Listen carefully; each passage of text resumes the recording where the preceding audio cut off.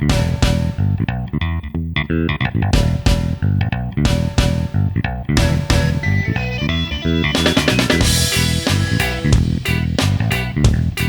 boys and girls. Welcome back. It is week 6 of the college football season, such as it is of the 2020.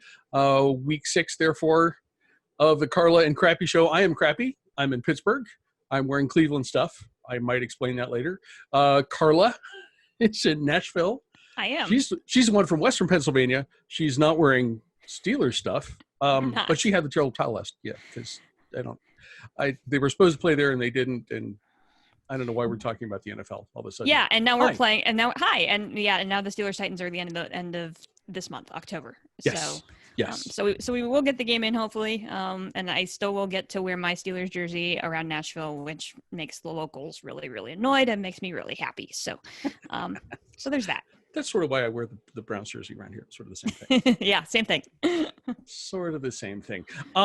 There is a ton of stuff coming up this weekend. More big ranked, unranked games. Some interesting stuff. And then we're gonna do it. I mean, it is kind of a staple of college football podcasting.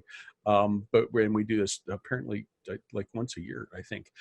Contender. Or pretender. But before we get to that, in other words, known as the pop quiz, which is really my pop quiz because I have no idea what you're going to ask me. Like that's something like I don't know what team you're going to throw at me. We're gonna there are a couple curveballs that we'll take care of before we get into our games, but I think you can look at the games that we're going to pick and you know which ones we're talking about. Yeah, I've got a hunch. Yeah, I think so. It's like midterm. It's appropriate. It's midterm week for me at school. So this is the Carla and Crappy Show midterm. Okay. I will go easy on your grades. I promise. Okay, thank you. Before we look ahead, as we do, we can look back to the football from last weekend. Any one thing just to stick out for you from last weekend? As much as I would love to dwell on the fact that the Big 12 is continuously imploding, and I could talk about that for hours. You know this. And I will give you a chance. I will give you a chance here in a little bit. that I love the fact that the Big 12 is imploding. I must immediately issue, I think, some sort of apology to the fans of Mississippi State who are now firmly under the grips of the transitive property of the Stanford postulate. If you don't know what that means, go back and listen to last week's show. Because based on what happened with Arkansas getting its first win in the SEC in almost 3 years. Their last one was on October 28th, 2017. I went and looked.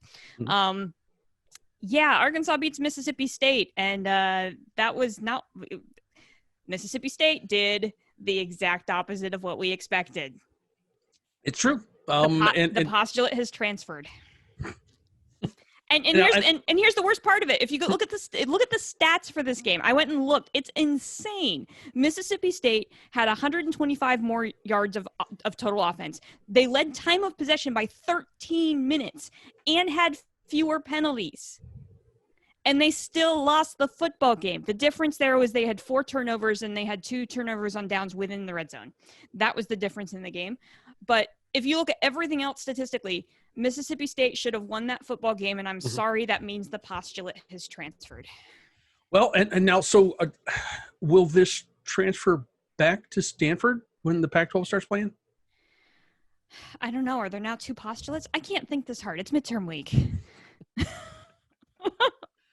Do we have the Stanford postulate and the transitive property of the Stanford postulate? I don't know. Okay, this is gonna require some thought that I can't do. The sky is blue. I don't.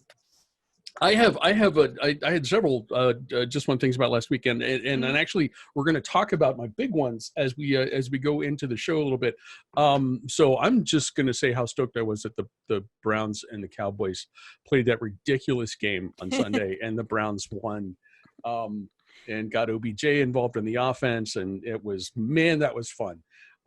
So I'm happy with the NFL for the first time in a couple years at least. So I have stuff from last weekend. I really do. I promise, and we'll get to it. But for right now, go Browns. I'm going to enjoy this while I still can. we've done this in different ways in the past, and we're going to this year. I have questions about teams that are involved in the games that we're picking. But I wanted to. Here's the pop quiz portion of Carla's midterm. There are three teams that or sort of three things that I wanted to ask about before we get to the games that we're going to be discussing. And these are all, again, contender or pretender. Carla, if you remember back a few years ago, more than a few years ago now, when Tiger Woods was the unquestioned best golfer on the planet, you could actually place bets on Tiger versus the field, right? In a golf tournament. This is sort of the opposite of that, and this is my first contender or pretender question. Carla, you get the entirety of the Big 12. Contender or pretender? Where we stand right now, contender or pretender, as in playoff contention? Yeah, ultimately, yes. That's what we're talking about. Okay. Based on what I saw last weekend, pretender. Yeah. I don't see a Big 12 team that's going to be able to jump up to be able to compete. We've talked about this a long time. You got to play defense to compete in the playoff. Big 12 has had multiple opportunities in the playoff to prove themselves and haven't been able to do it because of the way that entire conference just does not play defense. And the outlier to that might be Iowa State. I was pretty impressed by the way they played defense. And I think they might, but I mean, they've got a bad loss. I mean, they lost to Tulsa, right? And Tulsa ended up not being a bad loss because they just beat UCF. So maybe Iowa State, but no, I think the entire conference is pretender at this point. Okay, and it's worth noting. I think there's just one, Oklahoma State, right? This is the only unbeaten team left in the conference. Right, and they definitely don't play defense. No defense there. Look underwhelming. And granted, they've had issues with injuries at quarterbacks. But it's, I just don't see. I don't think Oklahoma State. There are too many games you could lose through there. They could lose to Texas very easily. They could lose to Oklahoma very easily. Yep. Hell, they could lose to K-State. They could lose to Iowa State. I mean, when K-State decides it wants to play, they can play. Yeah. TCU could do that too. But that conference has just cannibalized itself in the space of a month. Yeah. To the degree that I don't see anybody with any realistic chance of advancing out of there. So no, they've done what we said the Pac-12 did for years, right? Yeah. We've always said the Pac-12 cannibalized itself. I don't know if we've seen it to this level before. And it's the Big 12, not the Pac-12. Right. So that's just kind of an interesting thing. So, one of the biggest games of this weekend that didn't make our list is the Red River rivalry. Yeah. Yes, and we're not talking about the Red River rivalry. The Red River rivalry. I had to bring it up because it's not the Elmer Fudd Memorial unless we bring it up. So I brought it up, but that's the extent that I want to talk about it. Pretty much. It's unless what if the Red River rivalry is sponsored by Red Robin? As I wouldn't be able to come close to pronouncing that whole thing. No. Well, and it's just funny that the Red River rivalry is being played at a since been canceled state fair. Yes. Well, we'll did big text. The fairgrounds is lonely, but he 2020. We have no idea. Yeah, he will have something at least going on there this weekend. Next question. This one's kind of legit. And we actually, when we were our little text thread that we have on Saturdays on and off, which we probably should do on Twitter so other people can get involved with it. But but it's fun. We should really probably do that. It's easy to look at these guys and think that they haven't played anybody, but man, they have handled everyone they have played. I'm talking about Brigham Young. And I know, last week I was talking about is UCF the best group of 5 team in the country? Is Cincinnati? I know the BYU is independent, so it's not group of 5, but it's not Power 5 either. So I don't know where they fall into that argument. But Brigham Young, contender or pretender? That's a tough question. Yeah. We talked about that the very first game of the season when we said if BYU wins this game against Navy and they run the table, are they in the conversation, because they have to play the schedule that was available to them. Yeah. You know, and so this year that's a really tough conversation. I think had the Pac-12 and the Big Ten decided to continue to sit the season out or sit the fall out and come back in the spring instead, I think BYU could potentially be a contender just because of the fewer number of teams that would be available to pull from. The fact that we're going to get Big 12 or Big 10 and Pac-12 back into the mix, I think they'll probably be an outlier and not make it into the playoff, but I would love to see them get a legitimate bowl game. I would really love to see this BYU team play somebody. And it's just a shame that they aren't able to with this season. So I'm going to say fringe contender. Okay. That's fair. I mean, they look good. Yeah, they do. You know, in the first week, Navy obviously was not prepared. So you weren't really sure how to gauge that. But since then they've been playing solid, a group of 5 teams and thumping them. Yeah. So and as we talked about early, you know, they've got Army, but if you look at the schedule, they got nothing. It would be difficult. I would think they have a better chance of getting through the season undefeated than they do coming up with a loss. Yeah, I agree. But, you know, maybe this is a UCF situation where the schedule just doesn't quite work out enough in their favor that they would get a look. But they feel like a legit team to me. I mean, I would say contender-ish with a 2020 asterisk. The last one, just for fun, before we get to our games, Coastal Carolina. I thought the last one was either going to be Coastal Carolina or Louisiana. I didn't know which one you're going to go after.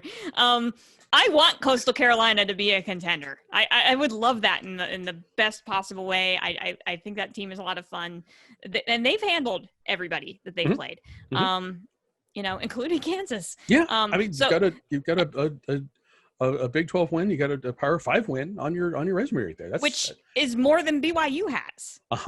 At this point. Now true, it's Kansas. Does that count?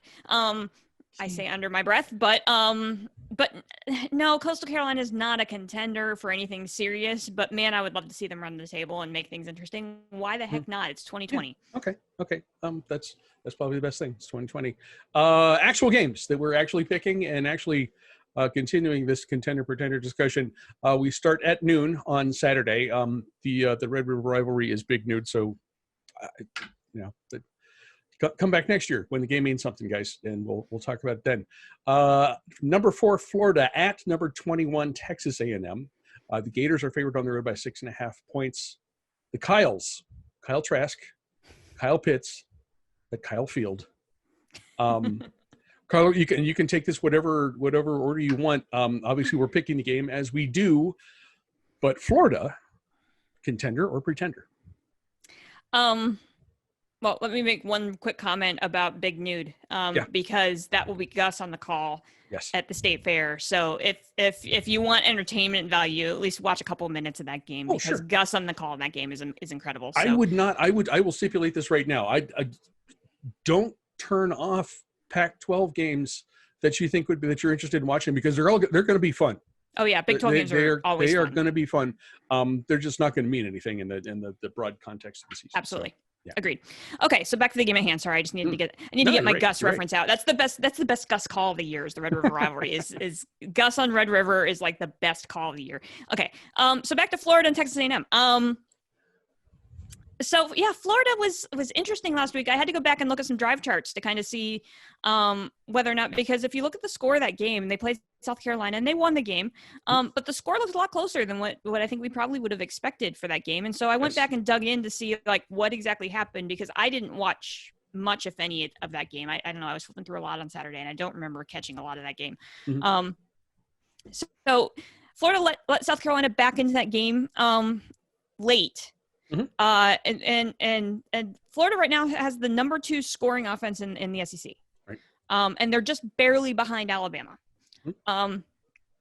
They had 5 total drives in the first half. 4 of them ended in scores. Mm-hmm. 3 of them were touchdowns. 1 was a field goal, and they had 1 turnover.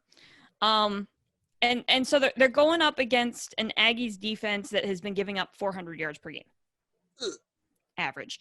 But that being said, this is interesting. Texas A&M has been tougher against the run, about 100-ish yards per game. And the Gators have been giving up about 470 yards per game, and they've played Ole Miss and South Carolina. Yeah. So I don't know. I think what's going to happen here is whether or not, I mean, it's going to fall on the arm of Kyle Trask, really. I mean, Damian Pierce has had an impact, but he's probably not going to be much of a factor against a really good run defense from the Aggies. It's going to rely on the arm of Kyle Trask and whether or not he can keep that offense going. I think Florida wins this game. I also think Florida is still a contender. I am less on the Florida's going to win the SEC East as strongly as I felt prior to watching, and we'll talk about them in a minute, prior to watching the Georgia-Auburn game last weekend. I was pretty confident that I was like, okay, I think I like Florida out of the East, and I had them in my Final Four, and I felt pretty confident about them. And now I'm a little less confident in the fact that Florida's going to like easily take the SEC East at this point, because of what I saw out of Georgia last week. But I'm going to say Florida is still a contender unless they do something really dumb this weekend at Kyle Field. Okay. First off, the game. I do see a win for Florida. If you and you mentioned this, they are so far in a very young season a statistical copy of Alabama and Alabama's offense. Absolutely. I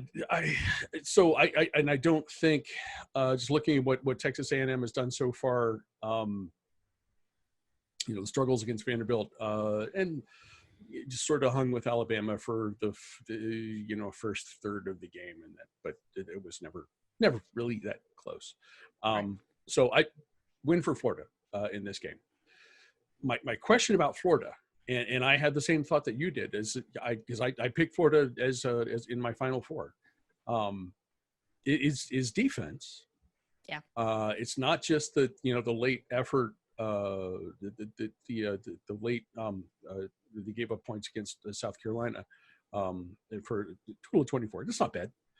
35 points to Ole Miss the week before. Again, not bad.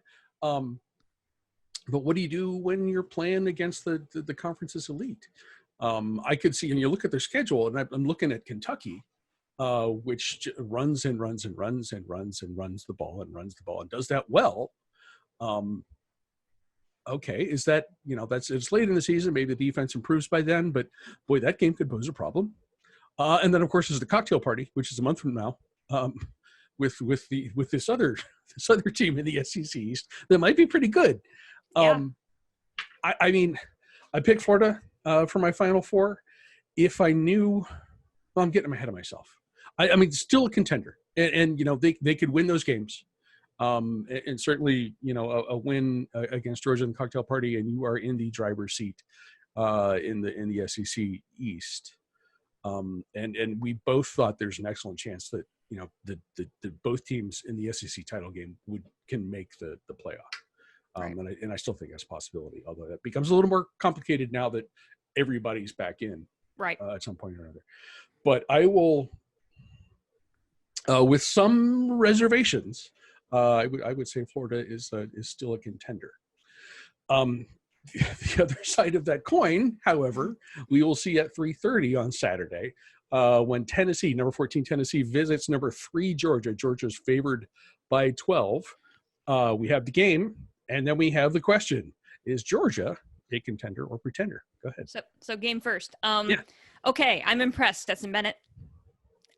After watching that game on Saturday night, and actually turning that game off because Georgia had that so under control, we actually flipped over it. We shut that game off at halftime and flipped over to Mississippi State, Arkansas.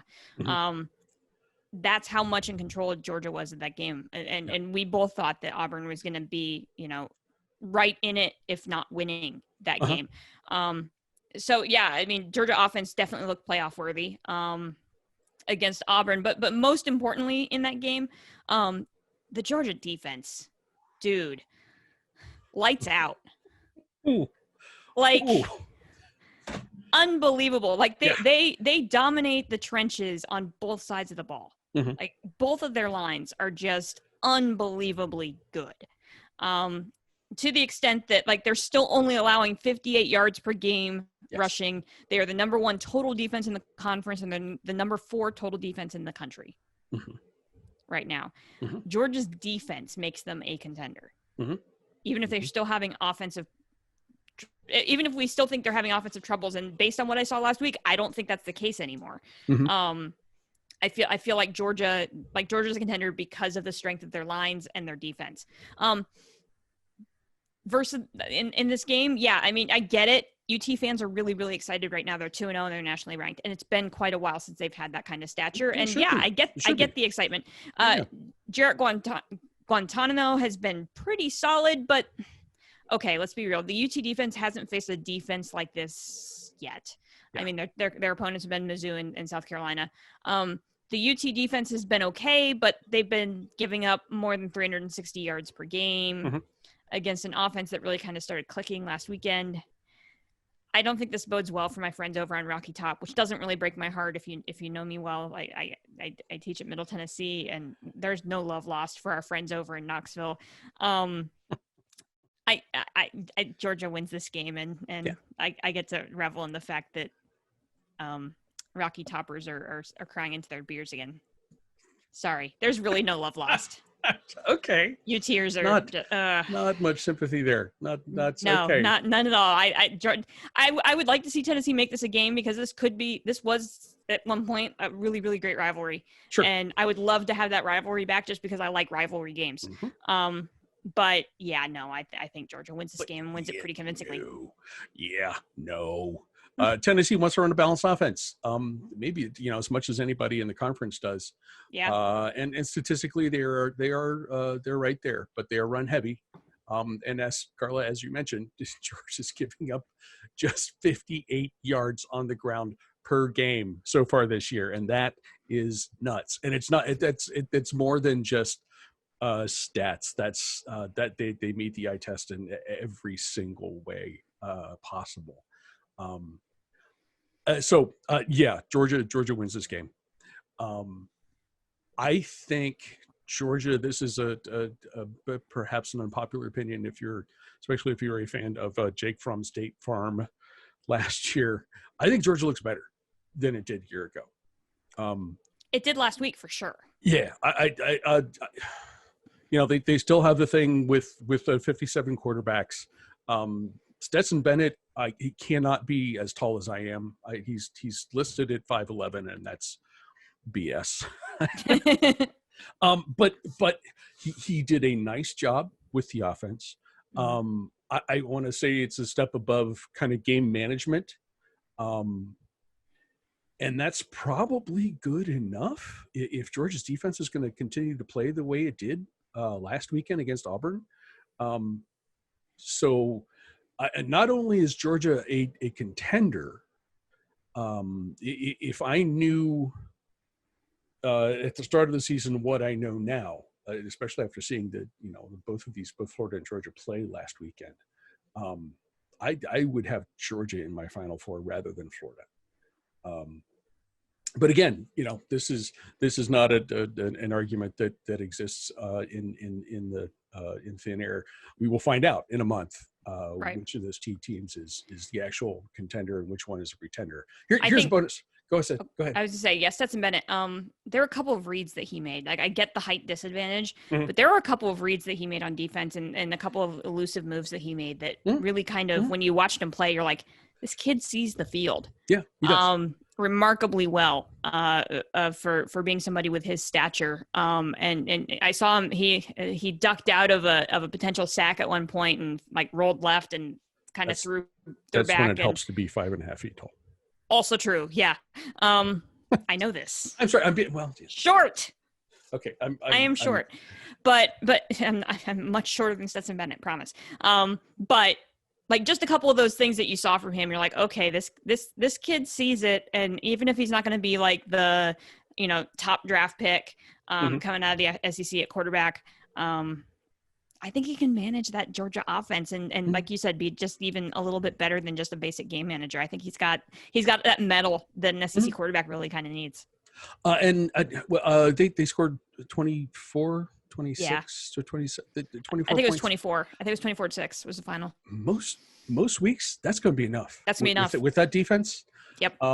That's going to be plenty. So we will see in 1 month we will see a really cool, really fun offense versus defense matchup in the cocktail party. So looking forward to that one. Bonus question from as we think about Georgia and Auburn. Bo Nix, contender or pretender? I still think he has potential to be a really good quarterback. He didn't live up to it last weekend. When is the thing? But he's a sophomore. Like, we forget that about him. Like, we talked about him so much last year that he's a sophomore. And he was up against a really, really, really good defense. Yes. I mean, and his line did not protect him at all. Oh my gosh. Like, there were more Georgia linemen in the backfield than there were running backs for Auburn. I mean, it was abysmal with how bad his line was, but he didn't look all that good against Kentucky the week before. I just think his line's that bad. Yeah. I mean, we talked about that. Like, Auburn graduated a bunch off of that line. They've got a new. I think you put Bo Nix behind a line that can actually protect him. I think he's a darn good SEC quarterback. I think the problem is right now is that he's just not getting protection. He's having to roll out on every play. Like, that's just he's running for his life on every play because he doesn't have any protection. It could be that I'm being too impatient, but I expected a noticeable improvement from last year to this, and have not seen it. So yeah, and everything you said is correct. Especially last weekend, because he's playing what could ultimately be the best defense in the country. So that's going to be tough for anybody, especially with an inexperienced offensive line. So, okay, fine. I will give Mr. Nix. Give me Bo Nix and Georgia's line and let me see that offense. Like, I would love that. Okay. Our third and final game and third and final contender or pretender question comes up at 7:30 on Saturday. Number 7, Miami at number 1, Clemson. Clemson's favored by 14. All that stuff is expecting. And we are not, trust me, we're not asking whether or not Clemson is a contender or pretender. They are the known quantity in college football this season. So, yeah, we're fine. Miami, however, Derek King, a defense with I'm getting ahead of myself. Miami, contender or pretender? This is tough. This one really is, because I've watched parts of a couple games, most of the game against Florida State, and I know Florida State's that's a shadow of what that program used to be. Yeah. But wow, Miami looks so good. Yeah. Yeah, Miami, and Miami, that's actually the first note in here. My first note is, wow, an ACC game I can finally get excited about. How long has it been since we've been excited about an ACC game? So first of all, an ACC game I can get excited about. And my second note is Miami has looked really, really good. And the last time that we saw them was beating up on FSU, putting up 52 points in that game. Yep. And yeah, you're right. Florida State's is kind of a shell of what it has been. I mean, heck, they were down 21-7 against Jacksonville State last weekend in the first half before they had to turn around and come back. Yeah. But here's my caveat with this is the fact that this Clemson defense will by far be the best that Miami has seen. They really haven't. They've looked really great offensively. They've forced some really great turnovers. They have not faced an offense or a defense like Clemson yet. And so this game is the contender or pretender for them. Whether or not they can hang with this. Clemson's still a good football team. We kind of passed them off because maybe they haven't been quite as dominant as they have been in years past, but they're they're the number 3 rushing defense and number 3 passing defense in the ACC, which is still pretty darn good and better than Miami has seen all year. But maybe when we're talking about Clemson, we're used to talking about that Clemson defense. Yes. And maybe there's a little luster off of that because they're number 3 instead of number 1. You know, so maybe that's why we're all kind of like, it's Clemson. But the deal breaker for me right now for Miami, and the reason why I think Clemson's going to win this football game, comes down to Miami's rush defense.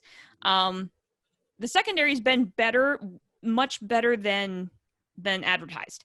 That was one of the big knocks against Miami heading into the season, was that their secondary was not proven. That's why we both picked Louisville to beat Miami early in the season. Yes. And the secondary proved its mettle in that game. But Miami's rush defense is in the bottom half of the conference. And Clemson still has this guy by the name of Travis Etienne. I've heard of him in the backfield. Name is familiar. A little bit, yeah. And then of course, that guy by the name of Trevor Lawrence.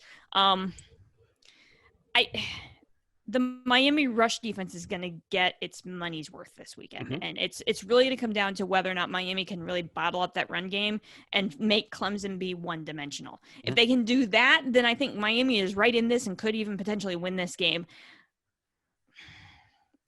But I'm going to go with the proven entity and say that Clemson wins this game, but it's going to be the most entertaining ACC game that we have seen in quite some time. I definitely think this game is going to be worth watching. I think it's going to be close. But I'm going to go with Etienne against that rush defense. I think that's an advantage Clemson, and I think they win that game. So is Miami a contender or pretender?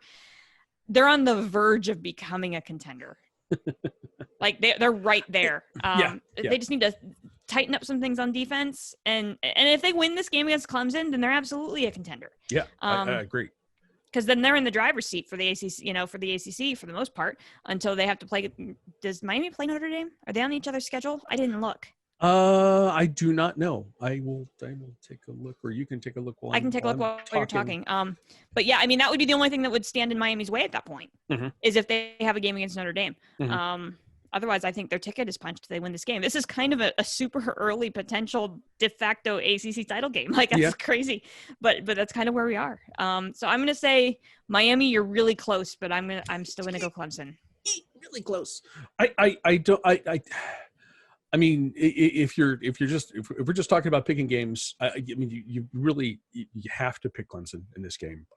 At home, the experience they have, Etienne and Trevor Lawrence, and even with the defense that graduated as the best guys that they had last year, Dabo was able just to plug more guys in, and here we go.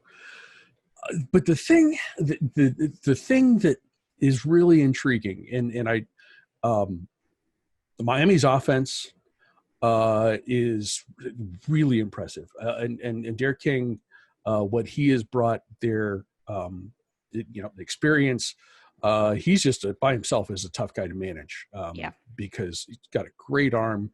He is so fast, so shifty. That's going to be a challenge, and maybe that would be, if Miami has an advantage in this game, maybe that's it, because he presents he and then the rest of the Miami offense presents some kind of unique challenges that Clemson hasn't seen yet this year, and with a little inexperience on Clemson's defense, that could be an issue. Your point about Miami's run defense is absolutely well taken. Travis Etienne is probably the best running back in the country. That's playing right now, sure. Yeah, I think that's true. Okay, that's a good qualification to make. But the defense has been better than we expected. Miami's defense, that is. They certainly are. They are fast. They are talented. Not super experienced. And it's interesting. It's interesting to see. If you're a college football fan that goes back to the '80s and early '90s, that Miami defense, this Miami defense, has that same kind of attitude that those Miami defenses had. So I don't know. Does attitude translate into wins? Maybe. They're going to have to play out of their minds to slow down Clemson's offense. Miami could win this game. We've talked about Clemsoning. I didn't work up a Clemsoning index equation for this one. It doesn't count because this is a game that gets a competitive game. Well, yeah, okay, that's true. I would if I did such things, I would think a little bit about taking Miami in the points. Clemson favored by 2 touchdowns. I think that's a really tempting thing. Yeah. Again, Clemson should win this game. That is my pick. But Miami's good enough to beat them. Yeah, they are. And this will be a really fun, really entertaining game to watch, I think. You can't really call Miami a contender unless they win it. But maybe, Derek King's a senior. I don't know who they have at quarterback behind him, but maybe there's a little desperation. We got to do this thing this year if we're going to do it. And that's the kind of motivation that could make a difference in a weird game like this. So, contender, pretender, to be determined. I guess I'm gonna take the easy way out. In just on paper, I think contender, absolutely. But you got to play this game. Do they play Notre Dame? They do not play Notre Dame, but interestingly enough, they close their year against North Carolina, which depending on how North Carolina finishes its season could be entertaining. But that's really the only other test. The one thing I would say about Miami's defense is they have thrived on forcing opposing offenses to turn the ball over. Yes. That's really what's gotten them going in all of these games. Yes. And whether or not they can rattle Trevor Lawrence enough into making a mistake, that's a difference here that I'm seeing, because I mean he's got the experience, right? If anybody's not going to get rattled in seeing a defense like that, it's Trevor Lawrence. Mm-hmm. I think if somehow Miami can get in Trevor Lawrence's head and make him have a couple of bad decisions, then absolutely, Miami can steal this game pretty easily. But I think that's their turnover. The turnover chain is a factor. Yes. For a number of reasons. It's the metal of the defense. It's the metal as in metal, not metal. That defense is fired up. They cause one turnover and then it's lights out from there on out rest of the game. Right. So force Trevor into a mistake early. That could be. Yeah. That could be.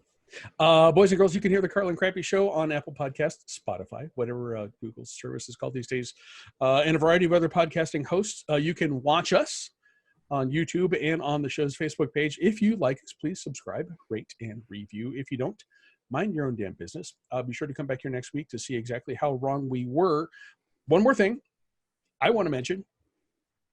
And it'll be fun to check on this one. And the timing works because this game kicks at 6:00, which is weird. Weird, yeah. We're not going to pick it because I don't think picking this game is necessary. But Alabama visits Ole Miss, and my thought is let's put a wrestling ring at 50-yard line and let Nick Saban and Lane Kiffin just beat each other. And my money's on Saban, by the way. Absolutely. He is older, he's smaller, but he is a stone killer. And I think Saban wins that 10 times out of 10. What do you think? Saban wins the wrestling match, but one stat from this game. The Ole Miss defense is giving up 600 yards per game. I'm not making that up. 600 yards per game given up on defense. Roll damn Tide. Lane forgot about that side of the ball, or he hasn't. He was never good at it to begin with. Yeah. Do you have any other final thoughts for us? Two very, very short things. So Please. First of all, there's a game that we didn't mention that is another ranked unranked game. It's another ACC game. That's Virginia Tech at North Carolina.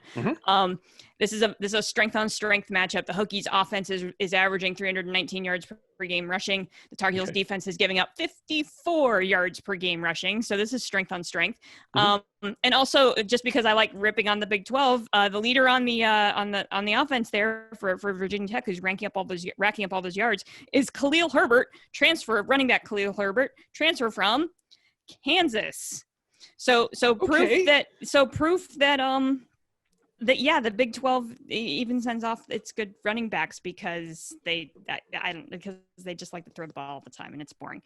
Last year this game went 6 overtimes. So and both these teams have had problems with scheduling and COVID related stuff, and so like this could be a wildly entertaining game. It's on at noon on ABC. Keep your eye on that one. And the very last thing I want to mention is welcome to the party, Temple. Temple finally plays its first football game this weekend. Woo! In the American. Yes. They had their first their preseason or their early season slate was canceled due to out of conference stuff, and then they tried to get some stuff moved into September, not successful. So literally, even though the rest of the American has played at least 3 games, if not 4, Temple is playing its very first football game this weekend, and it's against Navy, and Temple is favored by 2. Number 1, Navy's going to win that game. Number 2, what are they just going to like play into January? How are they going to do that? I have no idea. We have no idea. We didn't say that at the show. I mean, because everyone else is going to be done. I think it's like play high school teams to finish the season. I think they'll still have their conference games in. But yeah, they tried to move this Navy game apparently into September, but then Navy had COVID cases, and so they had to reschedule, and so they ended up so they ended up, this is they're kicking off on October 10th is going to be the start of their season. Okay. Welcome Temple. I don't have any one last things except the Browns play the Colts on Sunday, late game if you're interested. And the next time you guys see me, I will be 54 years old. Because my birthday's on Monday. Thank you very much. That is all, guys. Thank you very much for joining us. As always, we appreciate it. We could not do this without you. We could, but it would be less fun. And then Carla, thank you very much for putting up with my pop quiz. Did I pass? Yes, you did very, very well. Did very, very well. Grades will be out sometime before next week. I don't know when. Because same thing goes for my students. Your grades will be out eventually. I promise. Quit bugging me. Quit bugging me, guys. Guys, thank you very much. Enjoy the games. Come back next week, and we will do this all over again. Cheers, everybody. Cheers.